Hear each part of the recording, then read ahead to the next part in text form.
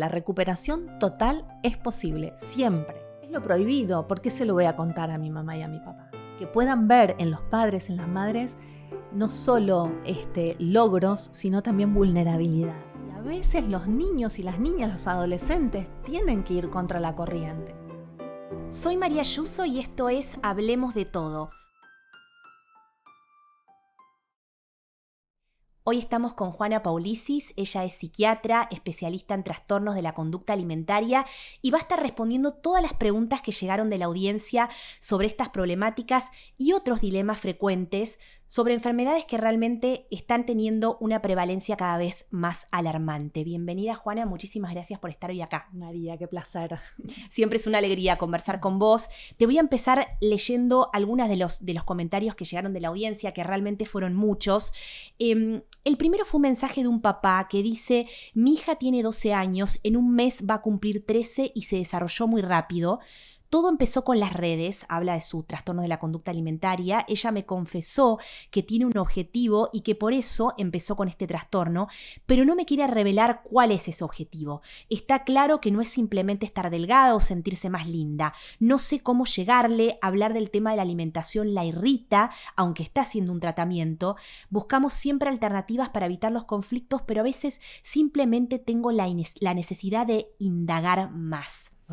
Me parece que este comentario nos pone sobre la mesa, en primer lugar, el rol de las redes. Quiero empezar preguntándote un poquito ahí, ¿qué papel juegan las redes sociales en el desarrollo de un trastorno de la conducta alimentaria? Como siempre decimos, María, los trastornos alimentarios se desarrollan básicamente por dos factores importantes, ¿sí? El factor genético y el factor ambiental, ¿sí? Ese papá está dando mucho énfasis al factor ambiental y claramente tiene mucho peso hoy por hoy, ¿sí? Y ¿por qué hubo un incremento tan exponencial en los trastornos alimentarios en el último tiempo? Justamente por la aparición, ¿sí?, de este tsunami de las redes sociales. Entonces, estos niños empiezan desde muy chicos a mirar, ¿sí?, a meterse en ese mundo que muchos, digamos, padres y adultos desconocemos, ¿sí? Porque realmente cuando uno empieza a estudiarlas, yo, digamos, para venir acá hice ejercicios de anotar distintos hashtags, ¿no? Y qué me respondía el Instagram, el TikTok, ¿sí?, hasta el ChatGPT, ¿sí? Y interesantemente en algunos, ¿sí?, me ponía freno, como diciendo: me parece que estás teniendo dificultades, sería bueno que vayas a buscar ayuda, ¿sí?, que hables con alguien. O sea, estas redes nos meten en lugares a veces muy oscuros y a nuestros hijos, a nuestras hijas, a los niños y a las niñas están siendo mucho más influencia que lo que puede ser el entorno familiar y el entorno escolar, ¿sí? Por eso es tan importante la información y nosotros los adultos, ¿sí?, acompañar, ¿sí?, estar nosotros informados, porque si nosotros no estamos alfabetizados, no podemos alfabetizar a los niños, ¿sí? Y hoy por hoy tenemos niños de 6, 7, 8 años que están mirando redes, ¿sí? Están mirando TikToks y están haciendo TikToks y los suben, ¿sí? Y se están mirando sus cuerpos y la forma en que se miran tiene que ver con lo que van aprendiendo de lo que es importante. ¿Qué van aprendiendo de lo que es importante? Que el ideal de delgadez es fundamental, que hay que tener un cuerpo hegemónico, un cuerpo de mujer a los 6, 7, 8 años, donde ese cuerpo no es de mujer, ¿sí? Entonces se espera tal vez no tener un abdomen abombado, como es el abdomen de una niña naturalmente, ¿sí? O un varón, un niño donde no tiene músculo, donde no tiene naturalmente esos raviolitos que empiezan a buscar en esa panza, ¿sí? Pero es la imagen que les está devolviendo continuamente esto.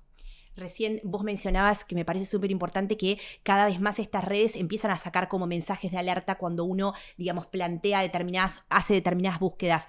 Pero también es importante decir que muchas veces los jóvenes pueden sortear, ¿no?, esas alertas, esos disparadores. ¿Qué contenidos ves hoy en las redes que te preocupan? ¿Y cómo hacen muchas veces los chicos? Porque entiendo que a veces por ahí usan hashtags sin una palabra o sin una letra. Exactamente. Antes era pro Mía, pro Ana, ¿sí? Y hoy ponen hashtags. Contemos, perdón, pro mí y pro Ana. Ana, ¿qué es eso? Para antes de meternos a la actualidad. No, son buscadores, ¿sí? Uno pone Promía, por ejemplo, y es todo lo que me puede llevar a información sobre bulimia, sobre proana, sobre anorexia, qué tips para no comer, qué tips para ocultar frente a mis padres si hago una conducta purgativa, por ejemplo, o si hago mucha actividad física, dónde la puedo hacer para que no se note. Si son todos tips que me va dando la red social. Y a veces no es la red social, ¿sí?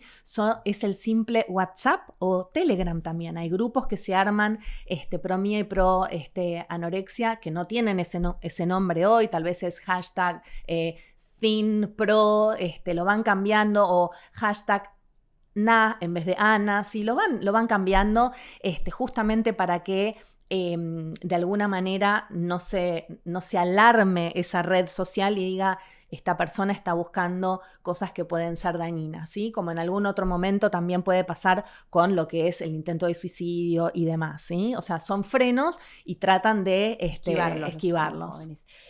Vos también hablabas recién de TikTok, ¿no? Y hay muchos challenges también, ¿no? Hay en las redes sociales vinculadas con estas aspiraciones de belleza. ¿Ves también frecuentemente, ¿no? Chicas y chicos que te comentan que por ahí, ¿no? Estos videitos de alguna manera también los influyen, esto de querer pertenecer, querer ser parte. Totalmente. Estos challenges además son muy peligrosos, ¿sí? Porque tienen que ver con la salud, con la alimentación, con el tomar agua, ¿sí? Entonces, toma agua en vez de comer, cuántos días puede uno estar haciendo ayuno, cuántas horas puede estar haciendo ayuno, cuánta gimnasia puede hacer para poder mantenerse en forma, ¿sí? Digamos, en general las redes lo que venden, ¿sí? en estos sitios es ayunos muy severos, ¿sí? Ejercitación muy, muy severa también, ¿sí? Conteo de calorías, chequeo corporal continuo, o sea, suben videos, por ejemplo, en donde se muestran costillas, se muestran abdómenes muy, muy adelgazados, ¿sí? Y como si fuesen princesas, ¿sí? El ideal de delgadez, exactamente. Y un niño y una niña empieza a mirar eso como que esa es la verdad, ese es el camino, ¿sí? O sea que a este papá le podemos decir que en principio quizás el contenido que está viendo su niña podría estar vinculado con estas cuestiones que estamos conversando. Absolutamente. Y lo que yo siempre digo es, nunca como policía, ¿sí? A veces los terapeutas comparamos la forma en que nos vinculamos los padres con los hijos con ciertos, esto tiene que ver con el Maudsley Center. ¿Qué es eso? Es una escuela, ¿sí? especializada en trastornos alimentarios y compara a los padres en cómo se posiciona frente al hijo, ¿sí? Por ejemplo, un padre policía como un padre rinoceronte y cómo es el rinoceronte, que eso no debemos ser, ¿sí? O la mamá que puede meter la cabeza, ¿sí? como un avestruz y bueno, no veo nada, no está pasando nada y tal vez mi hijo, mi hija están metidos en las redes sociales, están haciendo ejercicio compulsivo y no está pudiendo concentrarse en el colegio porque lo único que quiere es no comer. Entonces, lo que intentamos hacer es llevarlos a esos papás, a esa mamá, a ser como si fuesen más delfines, como si fuesen el perro San Bernardo de la montaña que acompaña, valida, no empuja, no presiona, ¿sí? Entonces, a veces esa niña que tiene 12 años y que la está pasando mal y que está siendo tomada, ¿no? Yo siempre digo que parecen como sectas, ¿no? Que les hablan y les hablan y les hablan y la voz de la padre y de la madre y de los maestros queda como cada vez más alejada, ¿sí? De esa cabecita tan inmadura, ¿no? Entonces, cuando uno tiene una postura más amorosa, ¿sí? Menos policíaca, ¿no? Puede llegar y puede acompañar desde la validación. Sé que la estás pasando mal, no la estás pasando bien, te veo más insegura, te veo que no estás compartiendo con nosotros, que tal vez estás lejos de tus amigas, ¿sí? Y tal vez el lugar en donde yo hablo, ¿no? Yo siempre digo, A veces hay chicos que hablan caminando, a veces hay chicos que hablan en el auto, ¿sí? O llevarlos uno a uno, ¿sí? A tomar algo, a eso que les encanta o ese lugar que les gustaba cuando eran chicos, ¿no? Y traer recuerdos, o sea, cosas emocionales que los saquen de eso que están, porque ellos saben que en algún punto eso les está haciendo mal, ¿sí? Entonces, es lo prohibido, ¿por qué se lo voy a contar a mi mamá y a mi papá, ¿sí? Me parece esto importante respecto a las estrategias de cómo hablar, que a veces es salirse del lugar de la ceremonia o la solemnidad de vamos a sentarnos a hablar y todos en el living, sino de buscar espacios, ¿no?, más descontracturados donde uno habilite de alguna manera esa conversación, ¿no? Eso es de alguna manera lo que estás planteando. Fíjate, Totalmente. ¿cuál es el lugar donde se abre ese niño o esa niña? Sentados en el piso a veces, ¿sí? O miramos una peli que tal vez nos dispara y hablamos de nosotros, ¿sí? ¿Sabes qué me pasó? O me está pasando, ¿sí? En este momento. O me encontré con una mamá que me contó, ¿cómo es? ¿Me mostrás, sí? ¿Tenés ganas de mostrarme esa famosa lupita, sí, que abrimos en el Instagram? ¿Y a vos cuándo la abrís? No, mamá, yo no quiero saber. No, a vos no te interesa, eso no es tuyo, ¿sí? Este es mi... Entonces ahí... recordemos que cuando nosotros éramos chicos, nuestra mamá, nuestro papá sabían perfectamente con quién nos estábamos relacionando, y ahí hay un mundo inmenso, ¿sí? Entonces, cuanto más cerca podamos estar, ¿sí? Cuanto más, no amigos, porque los padres no es que tienen que ser amigos, ¿sí? Tienen que ser autoridad, pero amorosa, ¿sí? Estar y mirar, observar, y que ellos se sientan acompañados, ¿sí? Que se sientan observados, porque pueden enojarse un montón, pero a la larga el sentir que están los padres, esto ya es un camino positivo para ellos. Recién vos hablabas de la lupita y yo sé que a veces a tus pacientes le haces el ejercicio, ¿no? ¿Qué pasa ahí cuando uno pone la lupita en Instagram, por ejemplo? ¿Qué contenidos buscas de alguna manera llamarles la atención de mira, esto está viendo tu hijo o tu hija o esto estás viendo vos?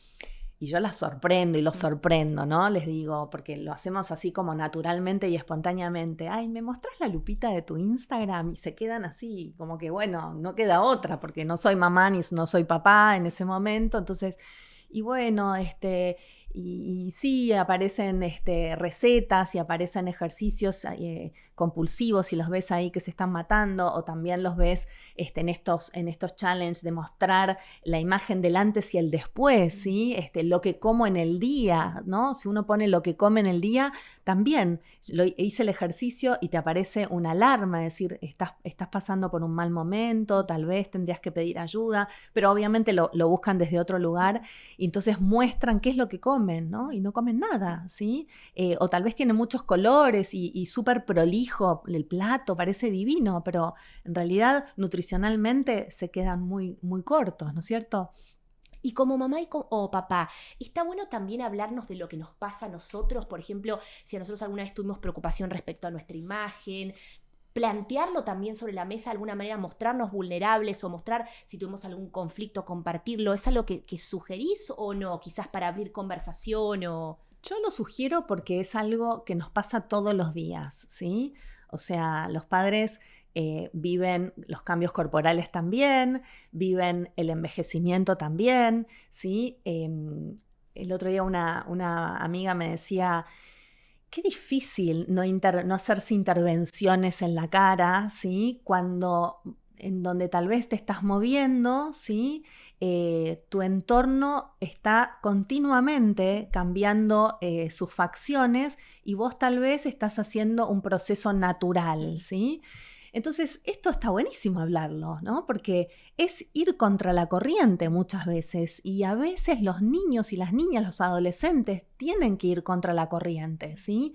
Tienen que ir contra la corriente los padres y los niños tal vez cuando no tienen el teléfono a los 10, 11 años y vemos a los otros chicos y otras chicas que lo tienen, ¿sí? Tienen que ir contra la corriente cuando tal vez llevan en la lanchera un ultraprocesado, ¿sí? ¿Cómo van a llevar una galletita que no es la que se hace en casa, ¿no es cierto? A veces hasta hay una mirada de juicio hacia esa mamá que le pone algo que no es tan saludable, ¿no? Entonces, estas charlas abren, ¿sí? Yo siempre digo que por lo menos en mi casa se habló desde muy chico, ¿sí? Mi hijo me escucha hablar del alcohol, de las drogas, de las consecuencias, como esto de alfabetizar de las consecuencias de determinadas conductas, ¿sí? Y cómo funciona hasta en el cerebro. Está bien, soy médica, pero hoy por hoy se sabe, ¿no? Entramos y le decimos fácil. A los chicos hay que contarles fácil,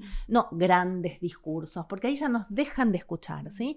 Algún mensaje, ¿sí? Uy, vos sabés que, no sé, si no comes a la mañana y tal vez no tenés glucosa en el cerebro, entonces no podés estudiar lo suficiente y no tenés concentración.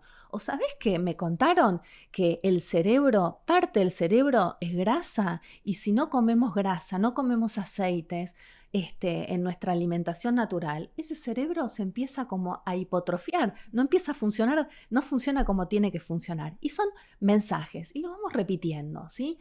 Porque lo otro tiene mucha fuerza. Y de alguna manera esto nos permite ir preparándolos. Hoy hay acuerdo, y seguramente vos también lo compartís, de retrasar lo más posible el momento que los chicos acceden a un teléfono propio, a un smartphone, pero en algún momento indefectiblemente lo van a hacer, ¿no? ¿Cómo vamos preparando? Seguramente tiene que ver con esto que estás diciendo, pero ¿cómo vamos preparando esa mirada crítica para que el día que tengan un celular en la mano, acceso a redes, bueno, nada, tengan de alguna manera un escudo protector, por decirlo de alguna manera? Tal cual, nosotros lo llamamos hacer un poquito de reducción de daño, ¿sí? O sea, sabemos, a ver, el smartphone está buenísimo, lo usamos todos, nos da un montón de información, digamos, el tema es dónde buscamos, qué buscamos y si le creemos, ¿sí? Entonces, el cerebro de una niña, de un niño a los 10 años, ¿sí? Igual yo no estoy a favor de darle un teléfono a los 10 años, ¿sí? Ustedes saben que, por ejemplo, en Australia, ¿sí? Está siendo aprobada una ley muy interesante que recién pueden ingresar a las redes sociales a los 16 años, ¿sí? Sí. Hoy por hoy, obviamente, los chicos, esto es importante que los padres lo sepan, a ver, en esa red social, cuando vos te armaste Instagram, cuando vos te armaste TikTok, ¿qué edad pusiste? ¿Sí? Porque según la edad puede ser un Instagram abierto, público, o un Instagram privado, ¿sí? O te van a dejar mirar determinadas cosas o no, o va a haber control parental o no. Y esto no es ser policía, esto es acompañar, como cuando acompañamos a nuestro hijo cruzando la calle las primeras veces, ¿sí? O andando en bicicleta, les mostramos los riesgos, les decimos qué hacer, qué no hacer. Entonces, cuando estamos, digamos, por dar ese teléfono, ¿sí? Empezamos a hablar desde mucho antes, ¿sí? Bueno, ¿qué es lo que vamos a mirar? ¿Dónde nos vamos a meter? Es un mundo muy interesante, obviamente le tenemos que explicar, es Disney entrar en un teléfono, ¿sí? Ahora, ¿cómo nos va a hacer? ¿Qué vamos a mirar? ¿Qué mirada crítica vamos a tener? ¿Sí? ¿Cómo nos hace sentir, ¿no? Cuando empezamos a mirar algo, ¿cómo nos hace sentir eso? ¿Sí? Si vamos a mirar la película, no sé, fuimos a ver Barbie, ¿qué nos hizo sentir esa película? ¿Qué nos hizo pensar? ¿Sí? Entonces, cuando empezamos a seguir gente, ¿a quién vamos a seguir? Y que, por ejemplo, los padres sepan cuáles son los seguidores, porque esa es la compañía de nuestros hijos y quienes tienen influencia hoy en ellos, ¿sí? Entonces, armarles desde bien chiquitos, porque los chicos de 6 años ya quieren mirar el teléfono, ¿sí? Yo contaba el otro día una anécdota que vino una mamá con una nena de 12 años y la nena de 6 años que esperó en la sala de espera un ratito y la mamá le dio su teléfono, ¿sí? A la nena de 6. A la nena de 6 para mirar para mirar YouTube, para mirar videitos. Y yo pensaba, y le dije de hecho, ¿por qué no le traes algo para pintar, ¿sí? O para leer, ¿no? ¿Por qué nos olvidamos de esas prácticas tan lindas, ¿sí? Que nos dan la sensación de que el tiempo lo podemos llenar desde otro lugar, ¿sí? Y nos dan la sensación de inmediatez, porque ese teléfono va a generar cosas distintas en ese cerebro, ¿sí? Es como dar droga, ¿sí? No estoy en contra, ¿sí? Hablo de reducción de daños, pero si yo estoy continuamente dándole información y colores y voy para acá y voy para allá, escuchar una canción después, van a querer escucharla en modo, van a adelantarla, no van a poder escuchar toda la canción. ¿Por qué? Porque ese cerebro no va a tolerar la espera, ¿sí? No va a poder tolerar charlar con vos de una forma agradable, tranquila, porque mamá, estoy apurada, o porque tengo que ir a ver la última serie. Entonces, esto fue algo que se fue gestando desde la niñez. Ese cerebro con una recompensa inmediata se fue gestando, ¿sí? Entonces, cuando hablamos de mindfulness, cuando hablamos de el aquí y el ahora, lo empezamos a practicar desde chicos, ¿sí? En esto, en cuánto tiempo le vamos a dar, ¿sí? Y esto lo charlamos. Ok, vas a tener tu teléfono, pero ¿qué vamos a hacer? ¿Cuáles van a ser nuestras reglas en casa? Y yo también voy a ser parte de esas reglas, ¿sí? El teléfono no se usa en la mesa, exactamente. A determinada hora se corta. ¿Por qué tengo tantos pacientes con insomnio, ¿sí? Tantos pacientes con trastornos de ansiedad. Bueno, también fuimos generando esto a nivel ambiental, ¿sí? Entonces, hagamos intervención desde casa, ¿sí? Nosotros también como padres, en esto del modelaje, no solo el modelaje estético, ¿sí? De cómo nos miramos al espejo, de cómo nos hablamos, ¿sí? De cómo hablamos de los otros, ¿sí? Uy, pero mirá, esto ya lo he dicho muchas veces, ¿sí? Mirá qué bien que está, cómo bajó de peso y tal vez está totalmente deteriorada porque está en una depresión y bajó de peso, ¿sí?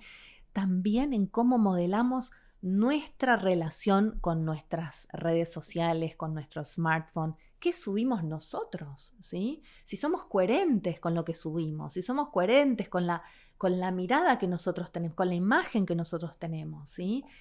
Para con nuestros hijos.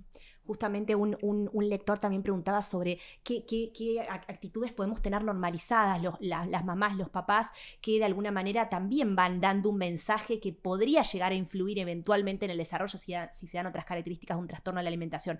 Vos mencionaste algunas y también algo que solés comentar es, bueno, comamos todos lo mismo también. Si ellos me ven como mamá comiendo algo diferente, digamos, ¿podés repetir algunas cuestiones más que está bueno que como papás no normalicemos y que busquemos cambiar para no incidir negativamente en los chicos? Sin duda, no es que la casa tiene que tener, a ver, salvo que tengamos algún integrante con celiaquía, con alguna dificultad orgánica específica, pero la realidad es que todos podemos comer lo mismo, ¿sí? Tal vez el requerimiento nutricional de una mujer adulta de 50, de 55 años no es el mismo que va a ser el de una niña de 15 años que hace hockey, que juega, que sale, que va a bailar. Obviamente no va a ser el mismo y eso también se explica y se educa, pero no significa que yo tengo que comer milanesa de soja con ensalada y que mi hija tiene que comer solamente la proteína con el hidrato. O sea, todos podemos comer lo mismo, ¿sí? Podemos ver la dosis, la cantidad, digamos, la posibilidad de comer postres de uno del otro, pero en realidad todo es posible de una forma moderada, ¿sí? Y ahora te voy a seguir con otro mensaje porque son muchos y queremos ver si podemos llegar por lo menos con la mayoría.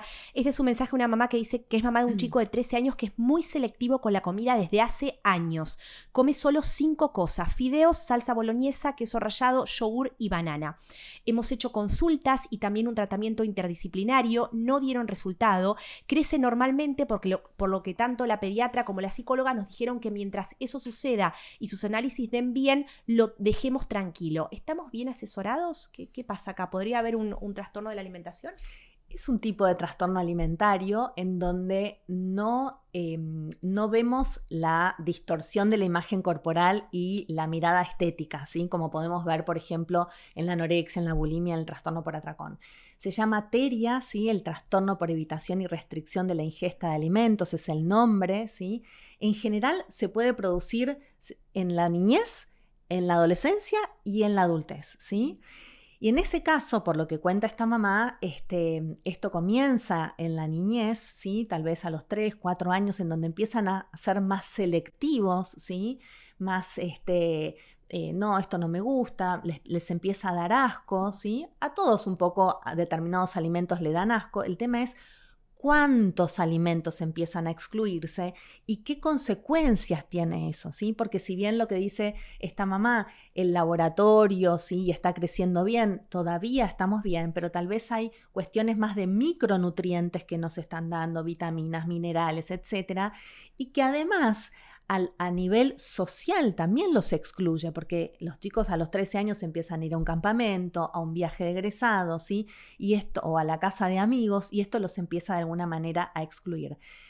Generalmente estos chicos no son diagnosticados desde el vamos. Ahora, por suerte, los pediatras, los traumatólogos, ¿sí? Cuando les llega un niño tal vez con cierto exceso de peso y le pregunta qué estás comiendo y comen solamente arroz, polenta y fideos y pan, ¿no? Empiezan a hacer más diagnóstico de esto y empiezan a derivarnos más. Son enfermedades, ¿sí? Son trastornos psiquiátricos que se abordan desde terapistas ocupacionales que hacen toda la parte de la sensibilidad sensorial. Son chicos con un cerebro exquisito, ¿sí? Con una forma de oler exquisita, con un gusto muy, muy agudo, con lo cual todo les genera mucho asco, ¿sí? Empiezan a ser más selectivos. En algunos casos puede ser simplemente una hipersensorialidad, ¿sí? Y en otros puede haber también acompañado otras patologías, otras condiciones, por ejemplo, la condición del espectro autista, en estos casos con el TERIA, puede estar solapada porque puede ser no una condición muy exacerbada que no ha sido diagnosticado desde el vamos, y si no se aborda la patología, la condición desde la rigidez, ¿sí? La obsesividad, la exposición a los alimentos temidos, va a ser más difícil. Entonces acá hay que hacer un abordaje familiar, ¿sí? De exposición gradual, ¿sí? Y de trabajo en la sensorialidad. Si no hacemos esa intervención, no vamos a avanzar, ¿sí? ¿Es muy común el TERIA? La verdad que lo que estamos viendo es que tanto el TERIA como el trastorno por atracón son los trastornos alimentarios más frecuentes, ¿sí? Y a veces menos diagnosticados, ¿sí? Entonces los encontramos ya pacientes más deteriorados, más adolescentes, que en realidad la intervención en la niñez es mucho más sencilla, ¿sí? Porque cuando son niños, el abordaje de papás es mucho más fácil, ¿sí? Y se delimita mucho más, ¿sí? a la intervención de papá y mamá. Pero bueno, hay que hacer diagnóstico, ¿sí? Por eso la intervención temprana, cuanto antes, mejora el pronóstico. Totalmente, ¿sí? Y esto en todos los trastornos alimentarios, ¿sí? Por ejemplo, en un cuadro de anorexia, a veces no vemos un cuadro vero, ¿sí? Ya el paciente desnutrido, el paciente que ya no come, que sacó un montón de... Sino la intervención, cuando empezamos a ver esas banderas rojas de está comiendo menos, se aísla, uno quiere ir a la pileta porque se siente mal,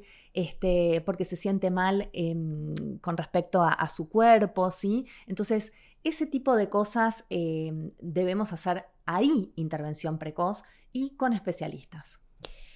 Sigo con un mensaje de una mamá que puede estar relacionado quizás con lo que estás mencionando de TERIA. Te lo leo. Mi hija de 10 años tiene episodios donde se niega a comer porque manifiesta que le da miedo descomponerse y que por más que quiere no puede hacerlo. Está en tratamiento, pero sentimos que no avanza. Por momentos mejora y por momentos las crisis son muy fuertes. Quisiéramos saber a dónde podemos consultar para ayudarla. Muchas gracias. Preguntarte primero si tiene que ver con TERIA y después si ves también consultas de niños de 10 años. ¿Es frecuente? Sí, primero te contesto la primera pregunta, María, y sí, esto también corresponde a un trastorno, a un TERIA, ¿sí? Lo que pasa es que el TERIA puede tener 3 formas de presentación, ¿sí? La hipersensorialidad, que hablamos con el otro caso, la inapetencia, pacientes que son en general muy delgaditos, que no les interesa comer, se saltean las comidas, a veces van acompañados con déficit de atención, y estos casos también que en general hay una aversión a encontrarse en una situación o dolorosa, ¿sí? Dolor de panza, o miedo a vomitar, o miedo a descomponerse, ¿sí? O miedo a irse por el baño, ¿sí? Entonces, esto genera evitación. ¿Evitación de qué? De ciertos alimentos. Cuando uno evita ciertos alimentos, puede haber desnutrición, ¿sí? Entonces, atrás de estos cuadros hay trastornos de ansiedad, ¿sí? Comórbidos. Eso es muy importante. Cuando tenemos cualquier trastorno alimentario, en general van de la mano con otros cuadros psiquiátricos, ¿sí? Que hablar de cuadros psiquiátricos no es hablar de cuadros severos, ¿sí? Un simple trastorno de ansiedad que es tengo miedo, ¿sí? O soy obsesivo, ¿sí? En general van muy de la mano y hay que hacer abordaje multidisciplinario y básicamente de exposición progresiva, ¿sí? Esa niña, ese niño no van a poder comer de repente unos fideos con boloñesa, ¿sí? Y un helado, porque van a tener terror a descomponerse. Entonces, en la terapia se va a hacer una exposición gradual, ¿sí? De cómo ir abordando los alimentos y se hace junto con la familia. Y vos me preguntabas sobre qué pasa con la niñez, ¿sí? Y el abordaje, qué pasa con los trastornos alimentarios en los niños. El TERIA se ve desde muy chiquitos, ¿sí? Claramente, y lo que empezamos a ver a partir de los 9, 10 años es la aparición de cuadros más severos de anorexia y de bulimia, ¿sí? ¿Y por qué? Bueno, una de las razones es la introducción de las redes sociales, ¿sí? Otra es el desarrollo más temprano, ¿sí? En uno de los casos que me mencionaste, desarrolló tempranamente, y esto lo estamos viendo, ¿sí? Que tiene que ver con ciertos alimentos que estamos comiendo, ¿sí? También el estímulo, ¿sí? Este estímulo de ser grande rápido, ¿sí? También genera acompañar del cuerpo de un desarrollo más tempranamente, y la aparición de los estrógenos, ¿sí? Hay estudios que muestran que también pueden ser ciertos detonantes en determinados cerebros. Como siempre digo, tiene que haber una base genética, una base biológica para poder desarrollarlo. Y ciertos rasgos de personalidad. No cualquiera va a desarrollar un trastorno alimentario, ¿sí? Crucial esto que estás diciendo, y sigo con el siguiente testimonio. Es un papá de una joven de 27 años que tiene anorexia. Ellos se dieron cuenta como papás hace 4 o 5 años. Dicen que al principio tardaron, son de Córdoba, tardaron en detectarlo, fueron a un centro especializado, ella hizo tratamiento. Hoy la chica está bastante mejor, sigue con atención médica, pero dice que lo que a este papá le preocupa es que la joven sigue con algunas conductas, como por ejemplo no comer nada dulce, es totalmente intransigente con eso, y hay otros aspectos que para el papá también indicarían que si bien está mucho mejor, la enfermedad sigue presente de forma activa. Dice, es grande y es muy difícil saber cómo le ayudo. ¿Qué le dirías a este papá? Le digo a este papá y le digo a los papás que acompañan a jóvenes, ¿sí? Que todavía no se han recuperado del todo, ¿sí?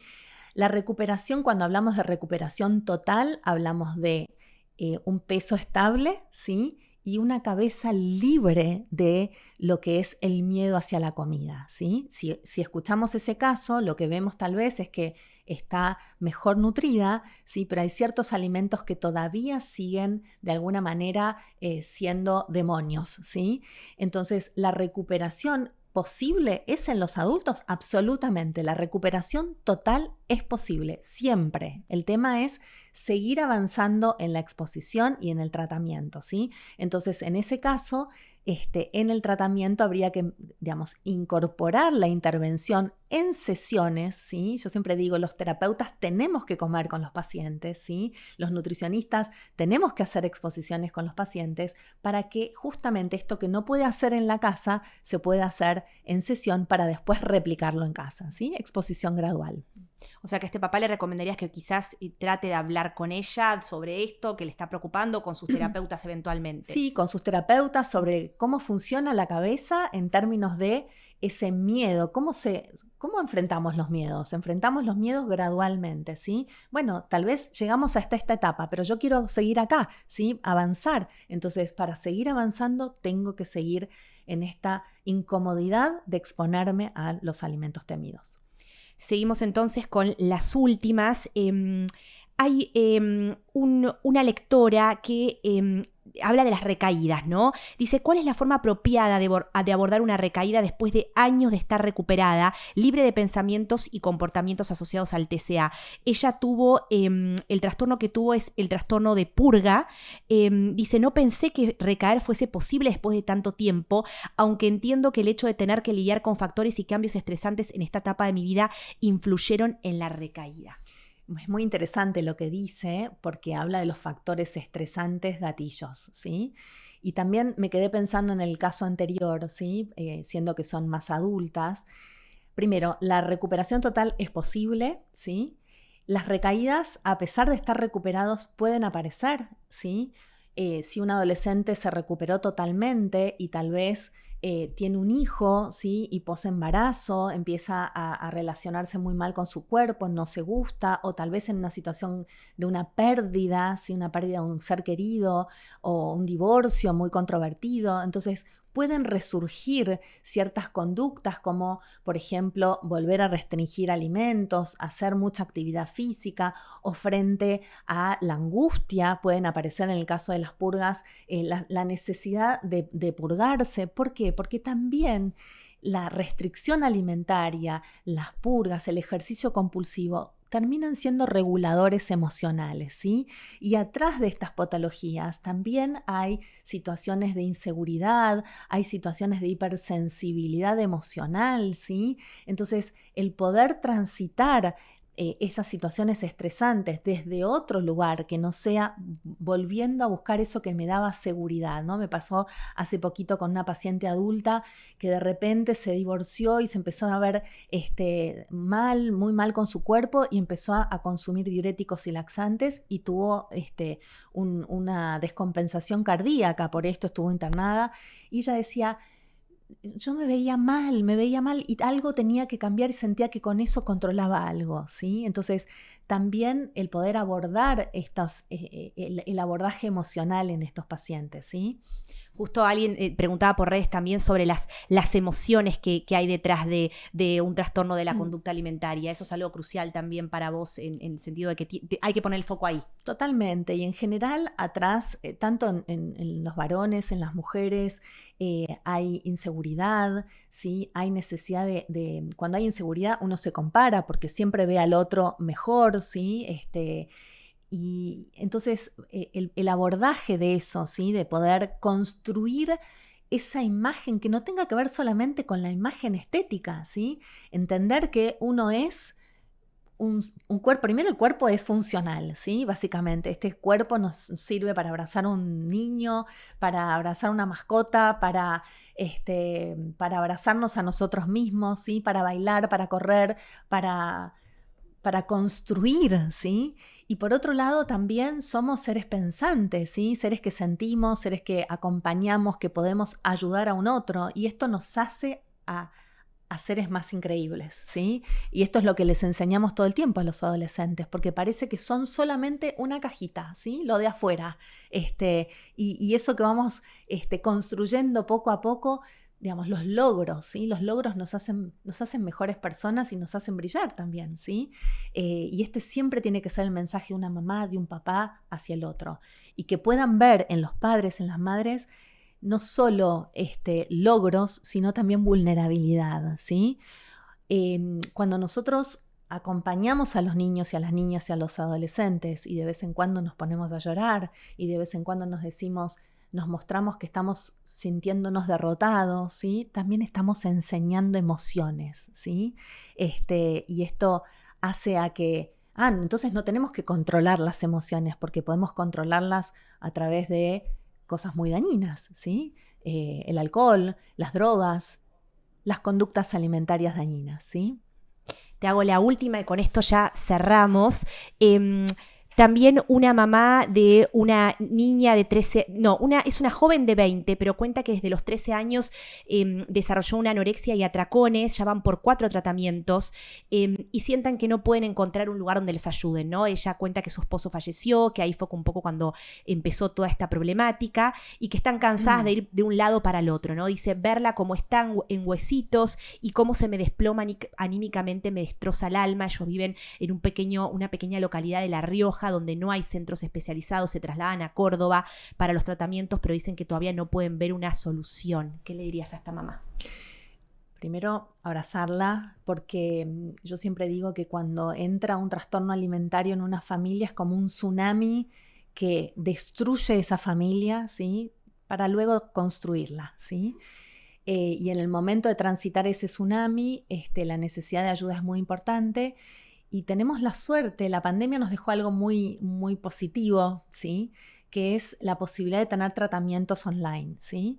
Y esto se está viendo, y se está viendo éxitos en los tratamientos, ¿sí? Siempre que haya un médico tratante aunque sea el pueblito en la montaña, ¿sí? Tenemos que tener un médico que pese, que acompañe y que pueda ser orientado también por un equipo especializado desde afuera, ¿sí?